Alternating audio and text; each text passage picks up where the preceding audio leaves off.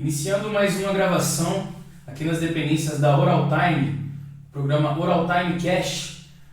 Na noite de hoje temos um convidado, candidato a deputado federal, Marcos Guerreiro. Seja muito bem-vindo, Marcos. Eu que agradeço, o convite do Thiago, do Ivan, para estar participando aqui dessa conversa. Vamos ver, para onde ela vai nos levar. Você começou despretensiosamente, montamos a estrutura aqui. Você foi o primeiro cara que o Thiago chamou do nada já. Estamos nem pronto. A gente já combinou, vamos mexer. Eu acho assim, é muito importante a gente entender o que o deputado federal faz, o deputado estadual faz, que ninguém sabe. E também entender quais, assim, o que é a proposta que a pessoa tem, para que é interessante votar nessa pessoa, baseada na proposta que o cara tem. Então, isso que a gente queria entender, mais ou menos, porque esse é o intuito da nossa conversa hoje. Então, para explicar assim, simplificadamente, o Brasil ele é dividido, ou na verdade ele é construído, ele é feito, a nossa democracia, em três poderes, como se fosse um casamento a três. Aí tem o judiciário, o executivo e o legislativo. Então, os três têm poderes. Um desses poderes é o legislativo, que dentro dele tem tanto os senadores quanto os deputados federais. Então, eles têm tanto poder quanto o presidente. Então, essa é uma importância. Às vezes as pessoas não votam, muitas pessoas anulam o voto para deputado e acaba deixando de lado algo que interfere tanto na nossa vida. E por que interfere? Eu vou explicar um pouquinho melhor qual que é a importância do deputado, principalmente no nosso modelo. O Brasil ele concentra muito poder em Brasília. Nos Estados Unidos, por exemplo, cada ente federativo, os estados e os municípios, têm mais autonomia. No Brasil, não. A gente é muito dependente de Brasília. Então, os deputados federais têm muito poder. Eles decidem a maior parte das pautas legislativas.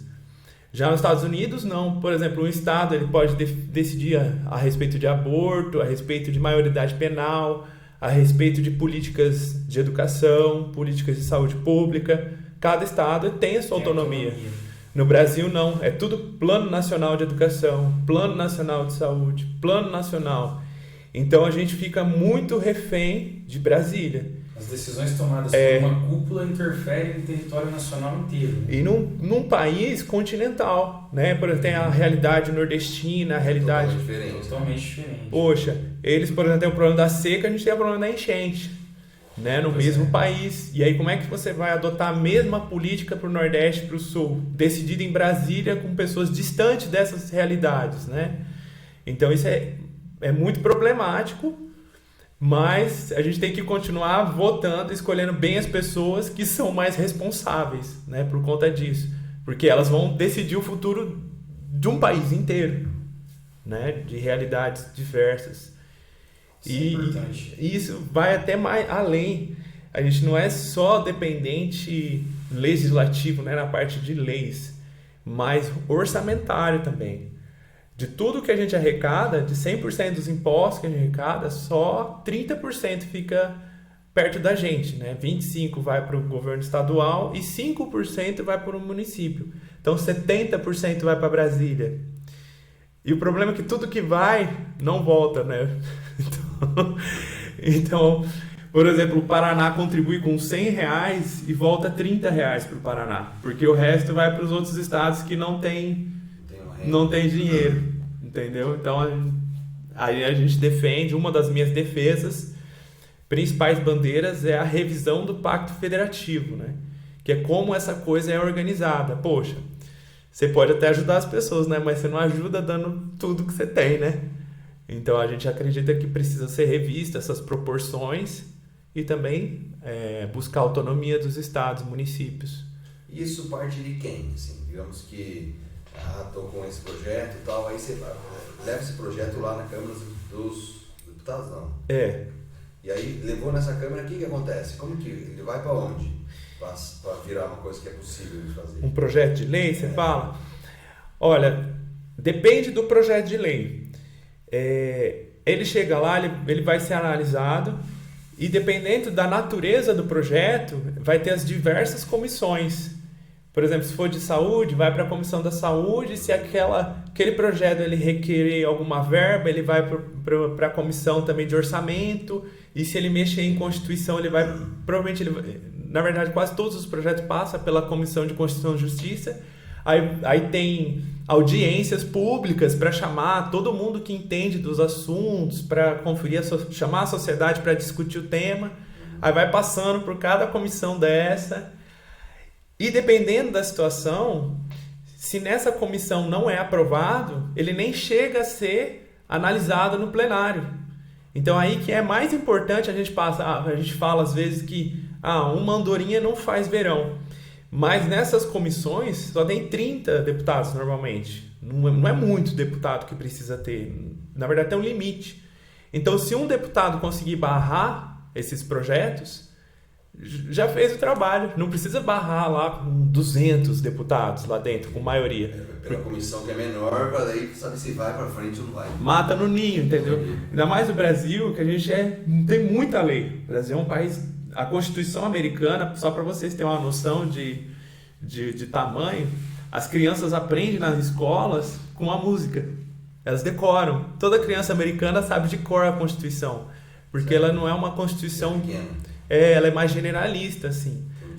Ao contrário da gente, que é uma Constituição mais específica. Então, ela prevê quantos dias mamãe tem que ficar de licença maternidade. Aí entra naquele assunto que a gente falou anteriormente, né? Como é um Estado, poder em Brasília, então ele é o que decide tudo, a respeito de tudo. Então tem que ser uma Constituição gigantesca. Já nos Estados Unidos é o contrário. Porque no Paraná, não sei se vocês sabem, o Paraná também tem uma Constituição. Mas como a gente não tem autonomia, é uma Constituição vazia praticamente, assim, né? Não é aplicada. Não é que não é aplicada, ela é como se fosse assim, você tem poder de decidir sobre 90% das situações. Aí o Paraná tem tipo 10% ou 7%, entende? Então não tem muito espaço para um deputado estadual mudar alguma coisa, porque é competência do deputado federal. A maior parte das competências está em Brasília, entende? Aí no município, né, indo um pouquinho além, a gente tem um pouco mais de poder até do que o deputado estadual, o vereador. O vereador ele tem muito mais competências do que um deputado estadual.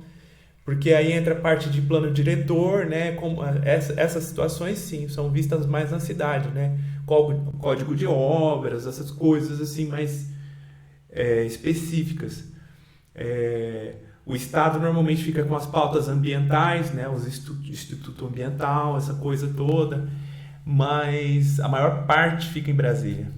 Então... E essa estrutura, você acha que é passível de mudanças? Porque tem que chegar...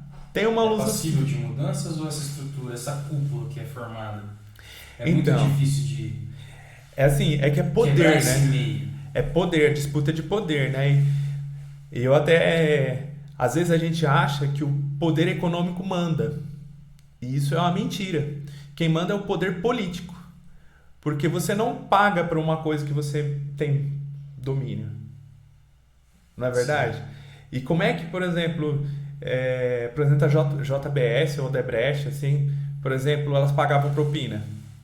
Elas tinham dinheiro, mas elas não tinham poder. Não tinha poder político. Então quem tem poder é quem tem a caneta na mão. Entendeu? Ela tem que conquistar esse poder, não é dela. Então, assim, o que a gente está falando é disputa de poder. Então tem muito poder em Brasília. Então os deputados, é óbvio que eles não vão trabalhar a favor disso, para perder poder orçamentário e legislativo. Mas tem um outro lado da moeda, que tem os governadores e os deputados estaduais que têm interesse em ter mais poder. Então já tem 10 estados brasileiros que aprovaram nas suas assembleias legislativas a revisão do Pacto Federativo. E tem mais 9 avaliando, estudando ainda para ser aprovado. Se 14 dos estados, que nós somos 27, né, unidades federativas, aprovarem, então ele é obrigado a ser analisado no Congresso Nacional. Aí você fala, mas será que eles vão dar sequência nesse projeto? Eu acredito que sim, porque vai ter a pressão dos governadores e dos deputados, da base de apoio deles, né? Então... Tem que ver quantos estados pagam mais do que recebem, quantos recebem mais do que pagam, para saber quem que vai votar a favor e quem vai votar contra. Porque assim, o Nordeste, assim, os estados do Norte e do Nordeste, eles se beneficiam muito com isso, eles né? São a maioria, não são? Por exemplo, Santa Catarina, de cada R$100 que eles enviam, ficou com 20. Então, para Santa Catarina é super descompensada essa história, né? Não é vantajoso. Né? Eles bancam o Brasil, entendeu? Os estados do Sul, do Sudeste e Centro-Oeste praticamente banca todo o Norte e Nordeste com recursos. Então, assim, com certeza. E aí tem muito deputado lá, porque lá os estados são pequenininhos, né? Então tem muito deputado e senador, é 3 por estado. Então, a gente é minoria. Mas tem a pressão local também, né? A esperança, né? Estão lutando para isso. Eu vejo com bons olhos, a pauta que o Thiago levantou primariamente assim, eu acho super importante, porque eu mesmo, durante muito tempo, tenho 35 anos e durante muito tempo da minha vida, só isso, eu não tive interesse político, assim, não, louco, eu não tô tão velho assim, não. Não me interessava, mas como assim, a gente não tem dimensão de como ações de homens que estão lá naquela cúpula interferem na nossa vida diariamente, né? Como decisões são tomadas lá, tipo, interferem na nossa vida diariamente, no asfalto que a gente vai utilizar, em tudo que a gente vai utilizar, serviços voltados para os nossos filhos, tudo, educação, saúde, né? Então, assim, eu comecei a me interessar mais e fico até felicitado, né, pelo convite. É legal a gente ter pessoas que estão dentro do meio e eu acho, assim, que eu vejo com bons olhos essa sede de mudança. Eu até te falei que um dia atrás eu estava no YouTube vendo lá, apareceu um vídeo patrocinado dele, tipo, falando bem ávido, assim, né? Mudança. Então, acho legal, assim, vejo com otimismo. Sim, porque, assim, querendo ou não, a gente paga a conta, né, disso tudo. Até eu falo, não, eu não gosto. Eu falei, mas você paga toda a conta. Entende? E você não vai, na hora que você tem a chance tão mínima de você falar, dar o seu posicionamento, você não faz nem isso, né? A gente tem que ter noção. Até eu falo, o Congresso Nacional custa para nós por dia, chuta aí um valor. Quanto que você acha que o Senado, a Câmara dos Deputados e toda a estrutura para dar manutenção custa por dia para o cidadão brasileiro? Por dia? Por dia. Não faço ideia. Mas pode chutar alto aí. Eu acho que vocês não erram. Não é tanto. 30 milhões por dia. Por dia. Diários. Acho que são 2 ou 3 bilhões por ano. Só o Congresso. Uma máquina. Aí foi feito, tem um deputado, o Gilson Marques do Novo Santa Catarina, ele calculou quanto que cada projeto de lei custa. Até aquele dia a gente está falando, né, de você quantificar tudo para você ter controle. Quanto cada projeto de lei custa para o brasileiro. Projeto de lei, por exemplo, não sei se vocês ficaram sabendo, faz alguns meses o Congresso Nacional aprovou a menção honrosa para o Lewis Hamilton. Falei assim, poxa, o que o nordestino quer saber de menção honrosa? Tá gastando nosso dinheiro. Assim, nada contra ele. É um atleta, vencedor, competente, mas não tem lógica. Para que gastar dinheiro com isso? Às vezes a gente acha que assim, não custa, é um custo tá incluso, né? Claro que não, cara. Tem tantas demandas, né? A reforma administrativa, a reforma tributária, né? Quem empreende sabe o quanto é difícil você... O custo é o tempo de discussão que a comissão fica fazendo para poder aprovar ou não.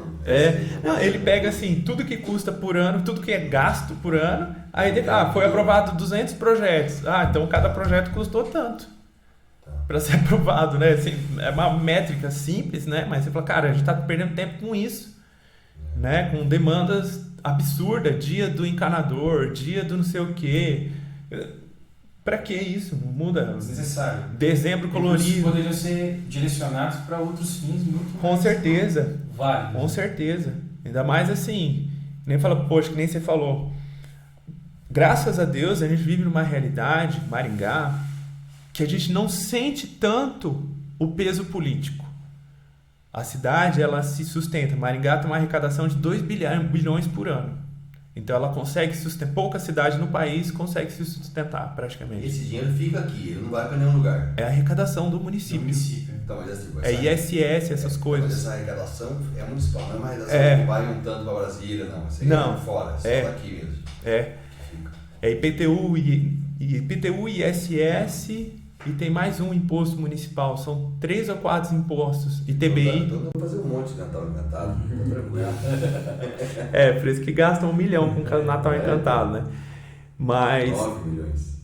E aí tava falando, parece que praticamente todos os estados do norte, do nordeste, praticamente, a maior parte das cidades não tem esses esses impostos, ISS, ITBI, suficiente para pagar a Câmara de Vereadores e a Prefeitura.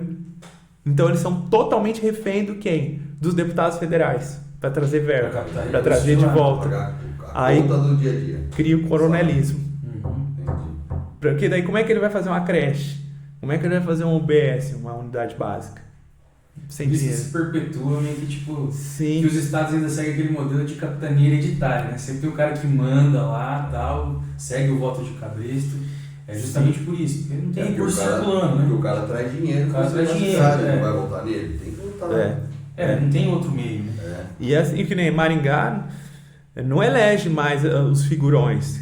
Esses figurões que a gente tem hoje aí são eleitos pela região, que precisa desses recursos. Que nem o pessoal fala, tem que votar em gente de Maringá. Por que as pessoas falam tem que votar em gente de Maringá? Para trazer recurso. Não é porque às vezes, muitas vezes, porque você não vai, você vai dar uma ideia de projeto de lei pro deputado. Não, todo mundo quer saber de dinheiro voltando.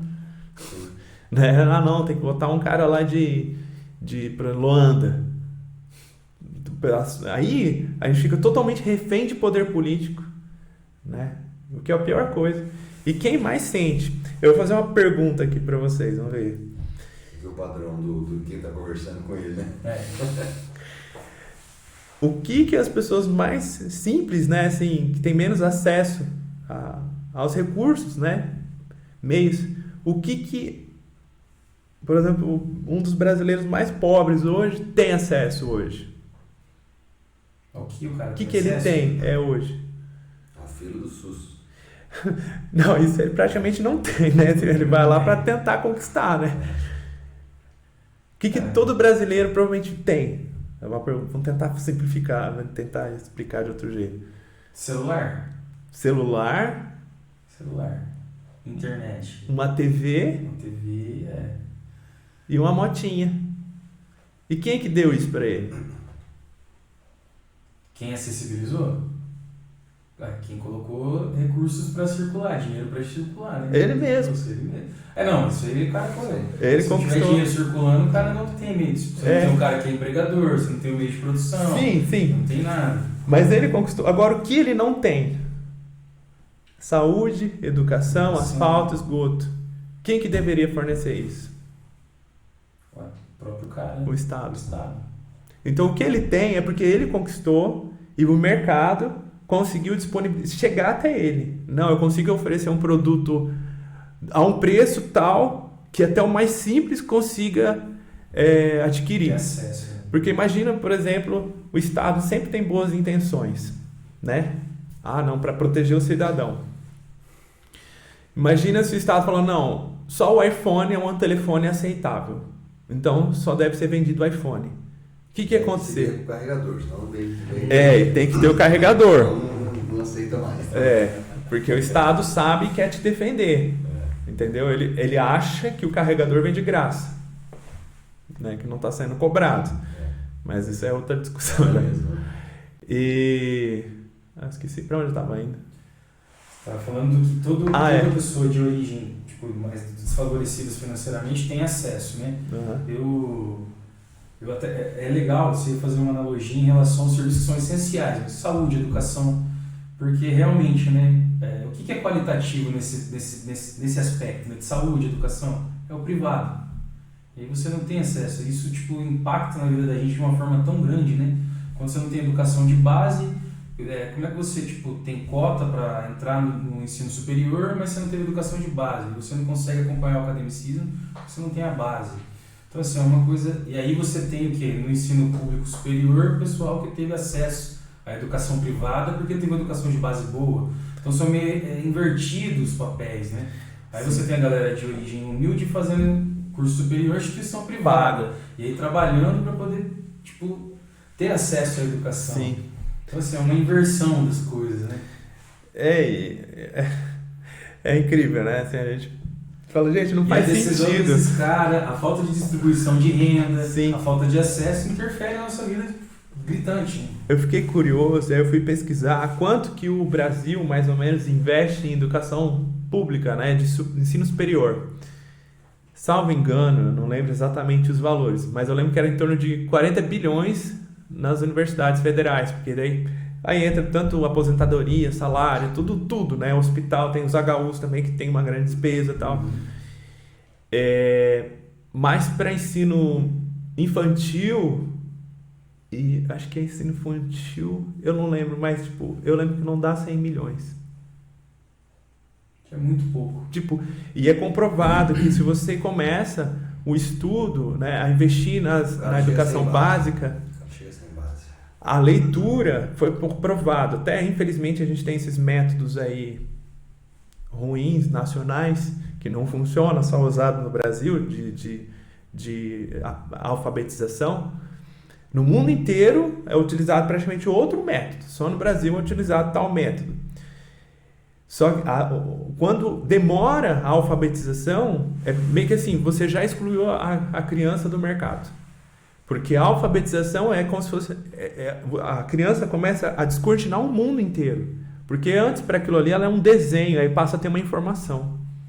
Então, tudo era só uma imagem borrada. Mas a partir do momento que ela aprende a ler, é o universo que se abre, se descortina. E são vários, né? O multiverso, né? Que vão dando saltos. Então você vai crescendo. Então quanto mais você demora para aprender a ler, a entender as coisas, pior a sua vida vai ser. Porque vai demorar para você assimilar a informação. Sim. Né? Mas o Paulo Freire não está com pressa. Não, já está descansando, graças a Deus. Então, assim, isso é gravíssimo, porque a gente tem muito recurso para a educação. Não é falta de recurso, essa é outra mentira. Todo mundo sabe que se você tem uma boa gestão, qualquer recurso é suficiente. Mas no Brasil, pela média da OCDE, que é um seleto grupo de países que tem medidas responsáveis, tal, etc., investe mais do que a média desses países, os países ricos, em educação, do PIB. Mas assim... Só que o resultado... Quando você, nesse perfil que você estava falando, que eu não tinha essa informação, o investimento maior é na ponta, que é na faculdade final. Só que o cara chega sem base. Então, para o cara chegar... Quando ele não tem a base, eu digo assim, eu tenho pessoas que eu conheço que são muito inteligentes, cultas e tal, estudou, e não acertam um plural. Não acerta, porque não teve a base de aprender aquilo lá, isso não fez parte da vida dela. Ela não entra, não aprende depois de adulta. É igual você querer, o Ivan com 45 anos, 42, né, aprender a tocar piano, não aprende mais, porque já se fechou as conexões neuronais lá, não tem mais como desenvolver uma habilidade como um outro. Eu estou jogando beach tênis, comecei a jogar com 39 anos. A menininha que começou com 14, com 15, ele dá pau em mim para sempre. Sim. Ele posso fazer tudo que eu quiser na minha vida. Se ele começar... Eu joguei 10 anos, se ele começar num ano, daqui 6 meses ele está melhor que eu. Sim. Porque o cara está na fase adaptativa, está evoluindo. Então, quando você investe na ponta, no final, você está tratando a pessoa com base, você tem que baixar o sarrafo. Você não pode deixar um nível alto, porque o cara não acompanha. Então, você tem que nivelar por baixo para o cara poder acompanhar, senão não acompanha. Sim. Então, o inverso é importante. Você tem que investir na base, para o cara... Ele se desenvolvendo na base, abre conexões para ele poder evoluir sozinho depois. Às vezes não precisa nem tanto investimento no final, porque o cara já é capaz de resolver sozinho. Sim, isso é tão verdade, porque assim, né, voltando até inverso, o bebê, ele dorme muito quando é recém-nascido, assim, aí depois ele passa a dormir menos. Mas é que a carga de informação que ele recebe quando ele está acordado no pouco tempo, ele precisa descansar para ele conseguir assimilar tudo aquilo que ele aprendeu. Ou seja, ele é uma massa, o cérebro é uma massa, se fosse, deixa eu falar isso de uma maneira mais física, né? É tão amorfa, uma gelatina, que ela se amolda muito fácil. E aí, quanto mais velho a gente fica, mais rígido fica, mais difícil para a gente aprender as coisas, né? Então, assim, quanto mais jovem a gente aprende, inglês, por exemplo, crianças aprendem inglês assistindo desenho. Que na fase do sono REM, que é o momento de estimação, a criança tem a cada 21 minutos. O adulto chega a ter, às vezes passa a noite e não tem. Uhum. Então, e é onde realmente a coisa é sedimentada, né? Então não é assim, não é tão simples assim. Né? Quanto mais com antecedência você ampliar suas faculdades mentais, Sim. maior o seu leque de informações, né? Sim. Isso é um grande problema. Mas assim, nunca é tarde, né? Não, com certeza. Em relação a melhorar o cognitivo. Mas eu queria também entender quem é o Marcos Guerreiro, quem é um pouco, quem é você, o que te fez chegar até aqui, né? E qual é esse norte, o que te fez buscar esse norte e o propósito de estar nessa candidatura? Bom, eu sou maringaense, pé vermelho, né? Eu até falo, o pessoal pergunta, né? Mas você é daqui? Falou vermelho. Pé vermelho, né? Nascido na Santa Casa. Meus avós são pioneiros, né, na cidade. E cresci aqui, formei aqui. Fui atleta também na juventude, joguei handebol por um tempo. Mas eu decidi encerrar minha carreira esportiva no ensino médio mesmo, né, no final do terceiro ano. E eu sempre gostei demais de história e geografia, demais, assim. E é engraçado, né, voltando ao tema da educação, né, como um professor, eu tive o privilégio de estudar numa escola privada e os professores que eu mais gostava acabou sendo as matérias que eu mais me identifiquei, né, história e geografia foi umas professoras que eu gostava demais. A professora de geografia, por exemplo, ela sempre dava coisa pra gente pintar, colorir, etc. Mapa, essas coisas, rio, usina, hidrelétrica. E ela valorizava muito o que eu fazia. Então aquilo me... incentivou a gostar daquela área. E história, tem a professora Maria da Graça. Não lembro se ela é viva. A de geografia, a professora Verinha. Hoje acho que não é viva, porque ela já era uma idosa já. E elas eram tão apaixonadas pelo que elas ensinavam, né, que ela transferia aquilo para nós. E eu gostava demais. Então eu passei a gostar muito de geografia e história. E história, para mim, é muito fácil assimilar. E se eu ouço você contar uma história, eu aprendi e eu vou replicar, assim, certinho, sabe? Eu não aumento nem diminuo, é aquilo lá. Eu consigo. Então eu ia sempre muito bem em história. E geografia está muito atrelado, né, a história. Então eu sempre gostei demais. E aí quando eu fui prestar vestibular, na época era na UEM, era por pesos, né? A matéria que você mais se identificava tinha peso maior. Aí eu falei, eu não quero ser professor. Não tinha mais... Vou procurar um curso que não seja ser professor de história ou geografia, que tenha essas duas matérias que eu me identifique.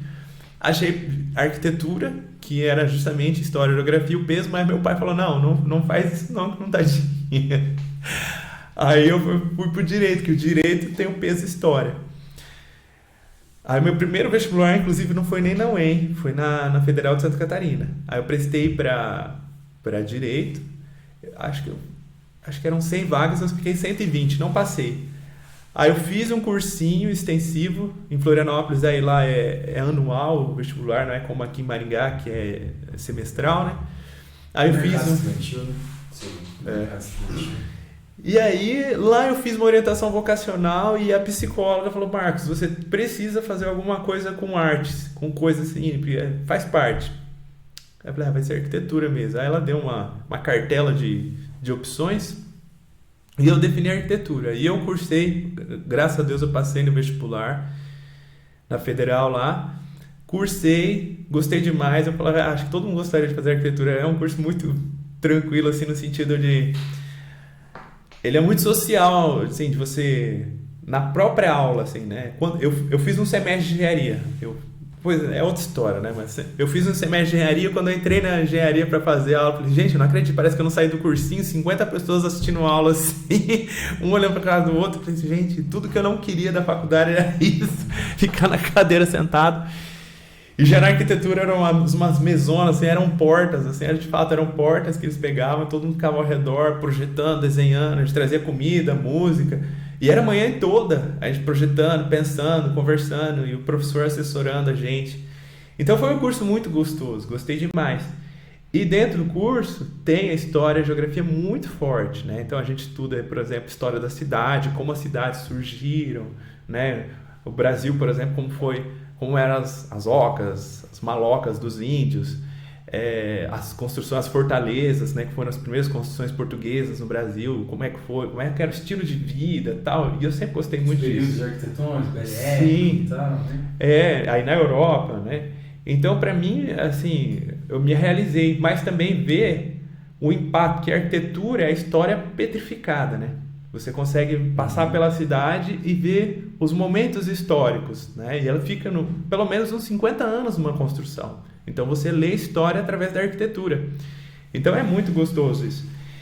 E aí eu me formei e voltei para trabalhar com meu pai, aqui em Maringá, que é engenheiro. Aí eu trabalhei, mas eu sempre gostei demais de política, porque faz parte, né? História, política, economia também, eu gostei de ler jornal, né? Pena que não existe mais jornal de papel, né? Sempre fui nos consultórios, hoje não existe mais jornal, né? Nem revista. Sempre... Pode. Não? Proibido. Sério? Pode ter revista na recepção. Sério? Por causa de infecção cruzada, a pessoa pega, outra pega, não pode. Ah, mas é só esterilizar a mão, né? Não, mas não pode. Nossa, é o Estado de novo, né? A vigilância sanitária o, até isso. O Estado falou que você tem que fazer ou não. Aí, eu sempre indignado, aí a minha mulher falou assim, Marcos, ela não me chamou de Marcos, né, mas... Não precisa falar. Aí ela falou, mas você vai ficar reclamando? Você perde muito tempo lendo essas coisas. Ou você faz uma coisa ou deixa de ler isso. Aí aquilo virou uma chave em mim, né? Eu não tinha coragem, não me via no mundo da política. Até porque não é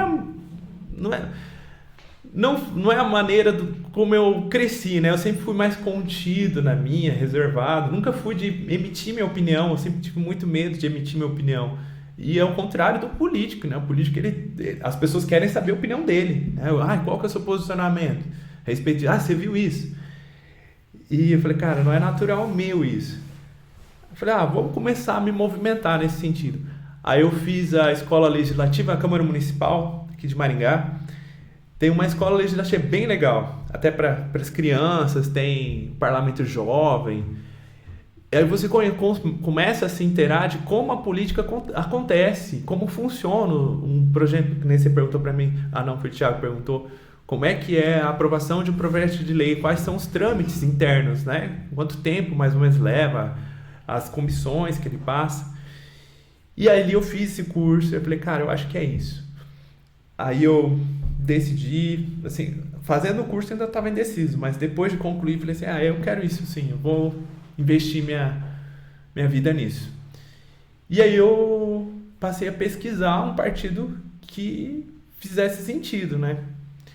E aí eu achei um partido que agregasse princípios com prática, né? Porque promessa na política é comum, né? Mas a prática é complicada. E aí eu fui aprender um pouquinho mais também sobre liberalismo ali dentro, né, do partido. E ali fui me apaixonando cada vez mais. E aí até a minha mulher depois ela perguntava, né? Mas vendo todas essas coisas, você não fica mais desanimado ainda? Eu falei assim, agora não, agora eu fico mais animado ainda. Eu falei, cara, a gente precisa fazer alguma coisa, né? A gente não pode ficar só assistindo, mesmo que for tentar. Pelo menos eu vou descansar sabendo que eu tentei fazer alguma coisa, sabendo que eu contribuí para alguma coisa. Pelo menos para estar aqui conversando com vocês e trazer um conhecimento, né, do que acontece lá dentro. Até eu falo para o cidadão, né, o salário, eu não sei se é ordenado, não sei como é que chama, mas o que ele recebe, um deputado federal por mês, é em torno de R$33 mil. Mas todo o custo dele, do gabinete dele incluído, dá em torno de gabinete pessoas, né, sem custos de coisas. Dá R$200 mil por mês. Então, no nosso partido, a gente tem que assinar um termo abrindo mão de todos esses privilégios de R$170 mil. Né? Aí vai aposentadoria especial, plano de saúde limitado, auxílio paletó, auxílio moradia, auxílio mudança. Eles conseguem restituir tudo, todo o gasto da vida deles. Tudo. Eles não conseguem ter custo, praticamente. Eles conseguem reembolsar tudo. Então você vê, cara, é muito absurdo, né? Que nem a gente estava falando, o brasileiro não tem acesso ao mínimo razoável. E aí tem que bancar por toda essa mordomia, né? Então é mais ou menos essa a minha caminhada. Eu sei que eu fui longe, assim. Mas é legal. E indo rumo a essa empreitada aí, o que você traz de proposta? Assim, a gente falou bastante, né? Cara, tem algumas pautas prévias que a gente até tinha debatido e a gente nunca acabou. Não, as minhas... Liberando aqui. Até tem muita gente que fala, mas você tem um projeto de lei? Tem. Até para a gente ser candidato, a gente passa por um processo seletivo e um curso de formação. E no final, para a gente ser aprovado, a gente tem que apresentar um projeto de lei, né? Que não existe, né? E eu tenho, né, ideias de projeto de lei, mas eu respondo para as pessoas, muito mais importante a gente saber os nossos posicionamentos. Porque um deputado, um vereador, uma pessoa que vai legislar, ela vai passar a maior parte do tempo votando o projeto dos outros. O projeto dele, raramente ele vai conseguir realmente implantar alguma coisa, aprovar alguma coisa. Porque implementar é o executivo, né? Da morosidade, que você vai aprovar um projeto que entrou 10 anos atrás, é isso? Tem isso, mas também, assim, por exemplo, que eu falei que tem as comissões, ele vai ser filtrado. A comissão não... Se tiver membros da comissão que não é a favor do seu projeto, ele já é abortado. Às vezes ele passa por todas as comissões. Aí vai chegar no plenário, ele, dependendo da natureza dele, se ele for uma emenda à Constituição, por exemplo, precisa de uma maioria absoluta. Nem no condomínio você não consegue... Difícil, né? Entende? Então, assim, é legal, todo mundo promete saúde, educação, essas coisas todas. Mas não é competência do legislativo, isso é executivo, né? Então eu falo, meus posicionamentos são todos em torno da liberdade. Liberdade do cidadão empreender, de trabalhar, de se defender. Liberdade do cidadão de se expressar. E expressar, dentro da liberdade de expressão, tem religião dentro. Porque hoje, né, é falado da espiral do silêncio. Porque a mídia está tão maciçamente impondo as suas ideologias, sua forma de pensar, que as pessoas pensam que é a maioria que pensa daquele jeito. Aí, por medo de se expressar, de contrariar, e contra a maioria, né? de contra a dita suposta maioria, a pessoa se silencia. Aí eles falam a espiral do silêncio. E quanto mais pessoas se silenciam, menos o contraditório é colocado na mesa, né? Não, existe um ponto de vista diferente. Não, isso também pode ser considerado. Então, dentro da liberdade de expressão, né, que a nossa Constituição garante no artigo 5º que a gente tem liberdade de consciência, de fazer, de pensar, e a gente não é obrigado a fazer nada também, né? Aí vai dentro dessa liberdade e eu acho que são isso. Liberdade são...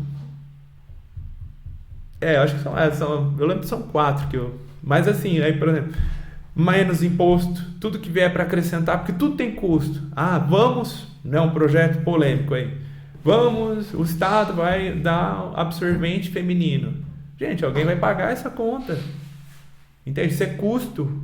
E a gente vai pagar isso. Quem vai pagar essa conta? Você perguntar, esse projeto é bonito, mas quem vai pagar? Agora me pergunta, não sei se é casado, Thiago é. Sim. A Simone já pediu para você comprar absorvente, né? Eu já errei todas as vezes que a Renata pediu para eu comprar absorvente. Agora imagina, eu como marido errei absorvente para ela. O Estado escolhendo um absorvente para a mulher. Aí qual marca ele vai comprar?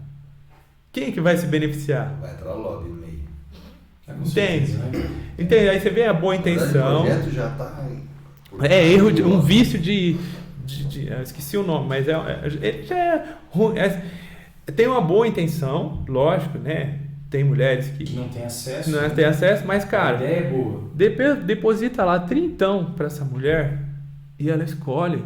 Se ela já tem absorvente, ela quiser comprar um batom, entendeu? Agora, por que o Estado não? O Estado chegou ao cúmulo de ter uma fábrica de camisinha no Acre. Entende? Aí ia ter o quê? Um absorvente Brás. Entende? Para resolver esse problema. Então não faz sentido. Então, assim, não sei nem por que como se todo mundo fosse igual, né?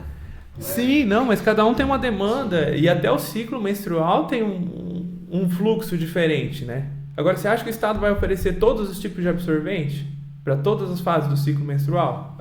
Eu enxergo com bons olhos, é positivo, porque realmente a gente tem vulnerabilidade social e mulheres que não têm acesso. Sim. Que utilizam inúmeras coisas. Essa matéria deu bastante repercussão, eu li bastante do tema, só que, tipo, vem a ideia do lobby, você vê que a ideia por trás é sempre para beneficiar algum amiguinho, então vai ter recurso direcionado para o cara que fabrica, detém o meio de produção, Então, por trás disso tudo não é legal. Né? Não é legal. Além desse problema, de você padronizar uma coisa que não vai ser aplicada, diferença do biopsicossocial de cada pessoa. Sim. Né? Não, o biótipo de cada um, nem todo mundo é igual. Nem toda mulher usa um absorvente interno, nem toda mulher usa absorvente com água. Então, vai diferir, é difícil. Deposita lá 20 por mês na conta da mulher. É mais fácil direcionar o recurso para ela ter autonomia e adquirir o produto a qual ela precisa. Se ela quiser um mais caro, mais barato, ela sabe a demanda. Se ela quiser sobrar um pouquinho para comprar um pão para a criança, ela tem... Quanto menos autonomia tem, mais complexo fica, mais dependente fica do Estado. Então, que é indo para o lado do socialismo, né? Então, quanto menos independente, a pessoa mais independente for, menos dependente do Estado, melhor. Então, esse tipo de projeto é mesclado de que assim, nossa, é uma coisa boa, mas é uma coisa não é boa, é uma coisa que está indo para o outro lado, é o primeiro passo para aquilo, depois tem outro, quando você vê, você está tudo moldado para fazer sempre daquele jeito, porque é mais... É o direcionado. Exato. E um exemplo bem claro que a gente tem na nossa cidade aqui, não sei se vocês conhecem, né? Mas aqueles 3 terminais urbanos lá da Morangueira e da Kakugawa. Aqueles 3 terminais não foram feito estudo de viabilidade. Simplesmente. E é perceptível, na hora que, não sei, é assim, eu sou da área, mas eu olhei aquilo lá e falei, cara, mas como que vai pôr um terminal? Não tem tanta cidade assim pra lá, assim. Por que não distribuiu esses terminais pela cidade, né? Por que concentrou tudo aqui? Tudo no mesmo lado, né? Então assim, você fala, poxa, o Estado, ele não tem eficiência, não tem incentivo suficiente para entregar um bom resultado para a população. Essa é a verdade. Por quê? Porque se ele resolve, ele se torna inútil.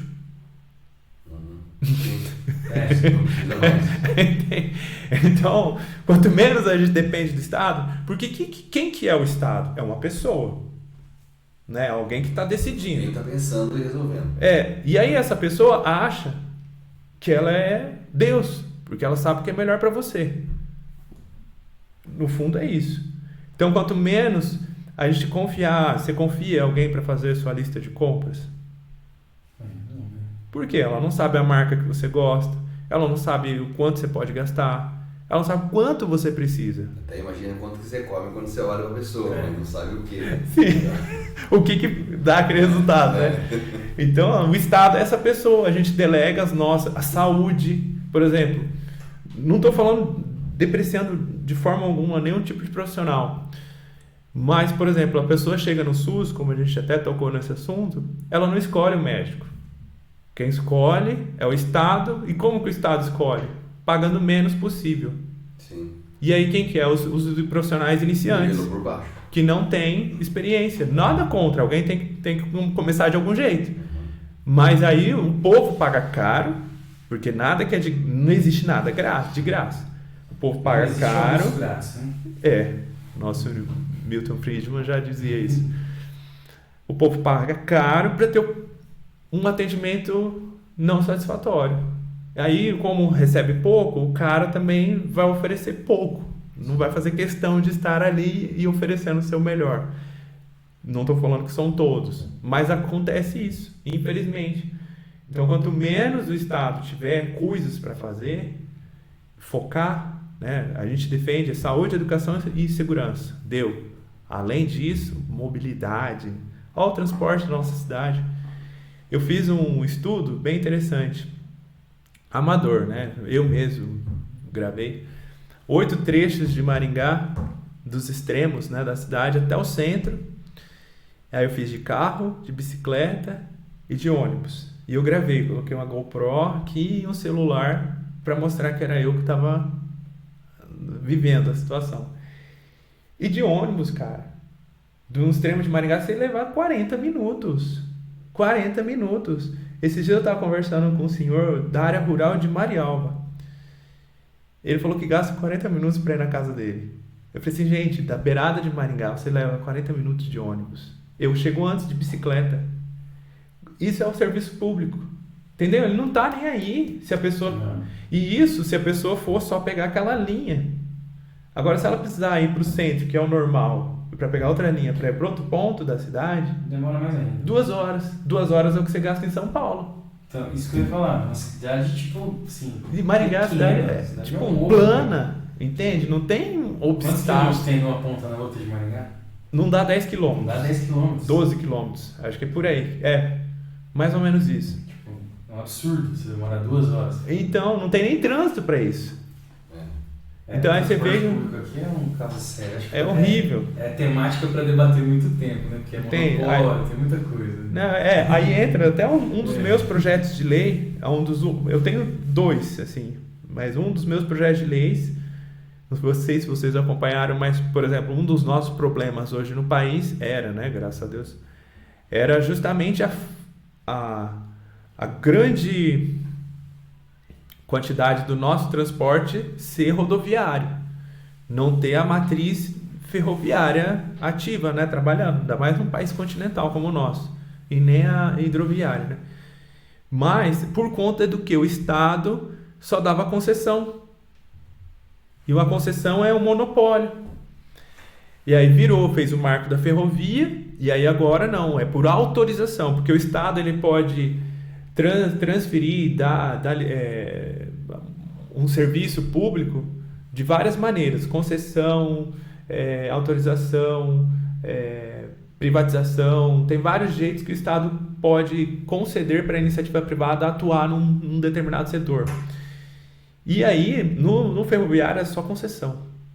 Então, tipo, aí é uma burocracia gigante e quase nunca sair uma ferrovia no país. Aí mudou para autorização. O que é uma autorização? Todo mundo quiser operar, opera. Apresente um projeto, eu aprovo, mesmo se tiver uma ferrovia do lado da outra, que nem acho que tem entre Sinop e Lucas do Rio Verde. Foram aprovadas 2 ferrovias e vai ter concorrência de ferrovia. Você tem noção? Isso é bom. Com certeza. Isso é bom. Então, assim, e um projeto meu de lei acontece parecido na mobilidade, que é o transporte de passageiros rodoviários. Não sei se vocês já andaram de ônibus, mas provavelmente é só uma empresa que oferece aquele trecho. Por quê? Concessão de novo. E aí o cidadão não tem opção. Não tem concorrência. Não tem concorrência. É o horário que a empresa quer oferecer. E se for pinga-pinga, só vai ter pinga-pinga. Existe a Forbus, por exemplo, a outra. Essas empresas de aplicativo de ônibus de transporte coletivo, né? Não sei se já ouviram falar. Não. É um Uber ônibus. Aí você é tudo digital. Olha só. Aí, como é por concessão, então elas acharam um meio de atuar para o Estado não impedir elas de trabalhar. Aí, como que elas acharam um meio de trabalhar? De uma cidade, por exemplo, você pode trabalhar de Maringá a São Paulo, mas não pode trabalhar de Maringá a Curitiba, porque está no mesmo estado. E é muito mais barato e os ônibus são melhores. Mas o Estado, para te proteger, ele só te oferece a concessão. Entende? Mas o povo não quer, ninguém pediu, fez manifestação, o Estado nos proteja, entendeu? E essa que é a maior questão. Por exemplo, não teve manifestação de clientes da Apple, tipo, por favor, incluam os carregadores. Não foi demanda popular, mas o Estado acha que ele tem que te defender, entendeu? Então, assim, o meu projeto de lei realmente é incluir autorização para as empresas que têm interesse de trabalhar com transporte de passageiros. Já foi, eu tenho a minha funcionária, nossa, mas eu falo, né? A funcionária, a antiga funcionária, ela... existe uma lenda, né? O pessoal fala, mas se o correio for privatizado, não vai ter mais entrega no Amazonas, por exemplo. Aí eu perguntei para minha funcionária, ela mora num bairro bem novo aqui no Sarandi, e aí ela me falou, o Uber chega lá. Eu falei, o Uber chega? E o Amazon entrega também? Entrega. E o Mercado Livre? Entrega? Entrega. Só o correio que não entrega. Aqui. Eu falei assim, tá aí a prova, cara. Por quê? Não tem estímulo. Entende? O que o Estado tem estímulo para ser eficiente? Zero. De atender aquele cliente. Porque qual que é o estímulo, por exemplo, do Mercado Livre te entregar? Te ter como cliente, te fidelizar, ele vai te oferecer frete grátis. Se você comprar aqui, é um cliente a mais e ele faz de tudo para acessar você como um provável cliente. É o que aconteceu com a telefonia em 1990. Exato. E era uma burocracia absurda. você alugava uma linha de telefone porque você não tinha condição de comprar uma, que era um absurdo de caro, e aí você tinha o aluguel daquilo lá. A partir do momento que entrou as companhias concorrentes entre si, elas tinham que dar uma forma de baixar para ter clientes, ela não tinha, era muito limitado quem tinha o telefone. Tanto que em 1990, 88 ali, o telefone era 6 dígitos, agora já dobrou e todo mundo tem 2. Antigamente era, pra você ter uma ideia, o primeiro celular que minha mãe teve, isso foi em 98, 97, era no nome da minha funcionária, porque ela foi sorteada na Telesp, e aí ela tinha direito a ter uma linha de telefone celular, e ela não tinha condição de comprar a linha. Ela foi sorteada. Ela falou assim, viu, fui sorteado aqui, você quer? Ele falou, eu quero. Ela comprou, deu um dinheiro para ela lá, para poder ter, e a linha ficou na minha conta de telefone da minha mãe, ficou muitos anos no nome da Lídia Santiago, que era uma funcionária dela que foi sorteada. Então era muito diferente. Hoje você vai ali na TIM, você compra o telefone. Na rua você compra uma linha. Na loja de revista você compra o chip, põe no seu telefone. Então evoluiu porque aumentou a concorrência. Então, tudo que é travado não vai. Não tem por que melhorar. Não tem estímulo, né? Aí, e aí era engraçado que a linha telefônica era tão cara, que era declarado no imposto de renda. Sim. De tão absurdo. Eu tinha um rapaz na Piracicaba que ele vivia de renda do telefone. Alugava. Telefone. Comprava vários ali. Ela tinha 25 linhas, ele era um dos mais ricos da cidade. Devia ter alguma informação privilegiada ali. Era igual imóvel, assim, o cara tinha uma linha telefônica, alugava mais caro do que um imóvel.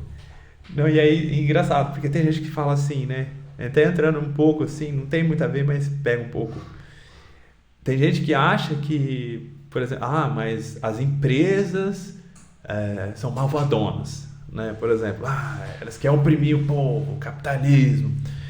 Mas quando o Estado ele dificulta, aqui no Brasil ainda não é aquelas coisas, o mercado de telefonia, né? Nos Estados Unidos a coisa é muito mais agressiva. Por exemplo, lá tem 200 empresas de petróleo. Então, assim, a concorrência de preço é muito maior do que aqui. Mas, quando o Estado ele começa a fechar o cerco, colocando muita legislação, muita exigência, quem que vai conseguir cumprir todas essas exigências? Só as maiores empresas.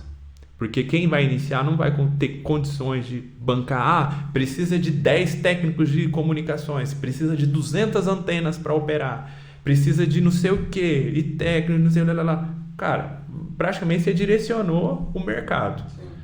E aí, essa empresa vai ter um monopólio. Foi o que aconteceu com a licitação aqui da TCC. Foi praticamente isso. E ela vai ter isso. que comprar mais caro porque tem todo esse custo.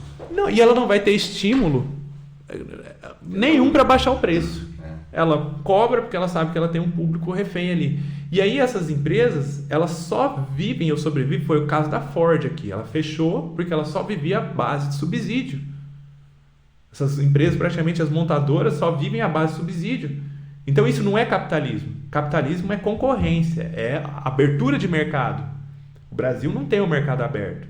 Então a nossa indústria nacional, ela não consegue competir com nenhuma indústria no mundo, porque o nosso mercado é fechado, não se especializou, não se qualificou, não consegue concorrer. E aí ficou um mercado subdesenvolvido. Aonde que a gente consegue competir? Só no agro. O Brasil no agro compete de igual para igual no mundo. Na verdade é superior. Por quê? Abriu, foi para o mundo. Aí você dá a chance de você tem que sempre estar melhorando para conquistar mercado, baixar custo, né? Conseguir oferecer um bom serviço. Então, quando algumas empresas se aliam ao poder, aí não é capitalismo. Aí a gente chama o fascismo, né? Porque o Mussolini, ele tinha empresas no controle dele, né? Ele botava lá os caras lá, então ele tinha um controle do mercado. Isso não é capitalismo. Capitalismo é quando várias empresas atuam no mesmo setor e conseguem oferecer o melhor serviço. É o exemplo da Nokia, né? Morreu. E aí uma pergunta, só mais uma pergunta. Quem que mantém uma empresa viva? O que mantém uma empresa viva? A própria empresa. Gestor, equipe, funcionário.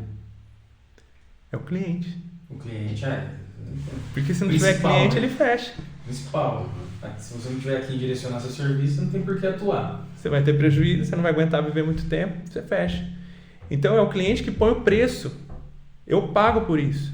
As pessoas compram Apple por quê? Elas pagam por isso, sabem o preço. Elas não pagam porque, eu sou besta, eu quero comprar isso.